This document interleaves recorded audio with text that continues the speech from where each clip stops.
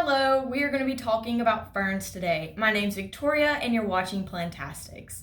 So ferns are beautiful. They definitely can bring a different texture to your plants and to your home. So I'm going to introduce you to my 3 different ferns that I have. I'll start with my oldest.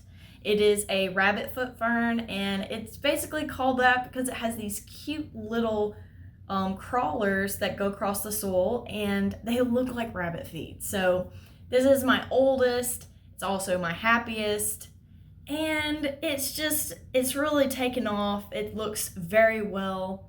I do have some crispier leaves, basically from older places, and that's normal for older leaves to look a little tattered. So I'm gonna start with my second oldest, which is not looking very great because it dried out completely on my back porch and has not bounced back. So this is a maidenhair fern, also called a bronze Venus fern. Maidenhair ferns have super thin leaves, so if you do forget to water, they really suffer. I mean, can you see this? Lots of crispiness. There is a little bit of hope there sprouting up from the center. There are some newer growths, so I haven't completely killed it. However, it dried out over 2 months ago and it just has not rebounded. So I highly suggest you not let them dry out. That's the one thing that ferns hate. Third, and the most beginner friendly, is a bird's nest fern. This one specifically is a crinkle fern, and it is just so unique. It looks like crinkle fries to me, and the new growth actually comes up from the center. So there we go. In terms of pots, so this one is your typical, it's as wide as it is, deep.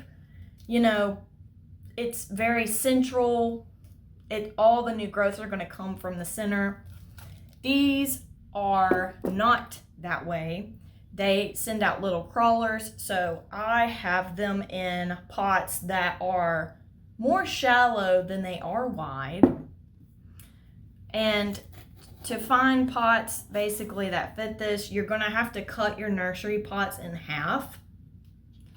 And these pots basically are in kind of like a succulent centric type thing.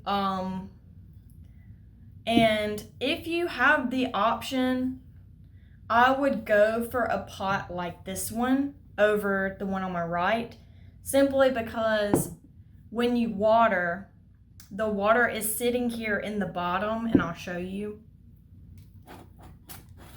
With it sitting in the bottom, it'll, kind of evaporate and condensate on the very bottom of the pot. So those roots basically are constantly like moist or wet, but they're not sitting in water, if that makes sense. So that's something that I love, and I think that goes to show this may be why this one is just so happy. So this one, same deal. I have it. This was actually a candle. It was a citronella candle. Obviously, I burned it down and put boiling water in it to get all the wax out of there. But I had to do basically the same thing with this one, where I had to cut a nursery pot basically to get it to fit. But yeah, so it's more of a shallow pot, simply so that way the roots can grow out, because they're kind of just like spreading out. So that's what I do with, just depending on how that fern grows, I put it in a pot so that way it just, it fits its growth pattern. So in terms of watering, you do not want to ever let your soil dry out, simply because ferns don't like that. If you think about where ferns live, they live like where there are springs and ponds, They live in places where the soil is wet, So in terms of soil, you can kind of combat like drying out. Obviously, you're not going to use like a succulent mix or something with like a ton of stuff that's basically going to dry out quickly. I basically use Miracle-Gro for everything. So if you're into getting specialty soils, you could probably find another YouTube that's going to go more in depth for that. But I've used Miracle-Gro for basically everything, and it seems to be working out just fine. So that's what I use in terms of soil. In terms of watering, I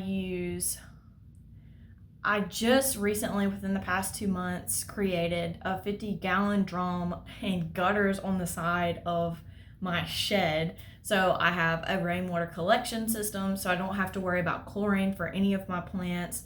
Traditionally, I've used tap water on ferns, and I've never recalled a time where it frayed out the leaves or there was symptoms from the plant that they didn't like that.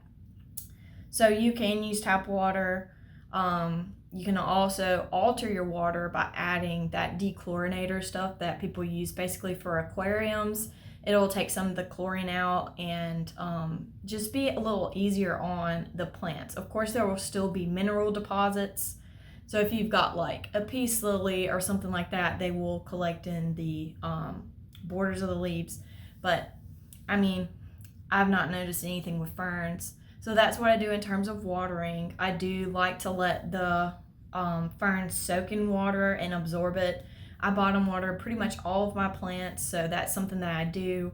And I also use liquid fertilizer. So I basically make like a batch of water. So I bring in my fresh water from my collection system and I dump it into the sink, and then I use, depending on if I've done a recent water change on my aquarium, I also dump some of that in there. And then I use liquid fertilizer. I put some in there, and it's kind of weak. Like, I don't measure it to where it's precisely for the amount of gallons that are in there. I aim for like a weaker amount, and then I bottom water basically all of my ferns. And in terms of lighting, I use a lot of artificial light in my home, simply because it allows me to have more plants in more places, which is great.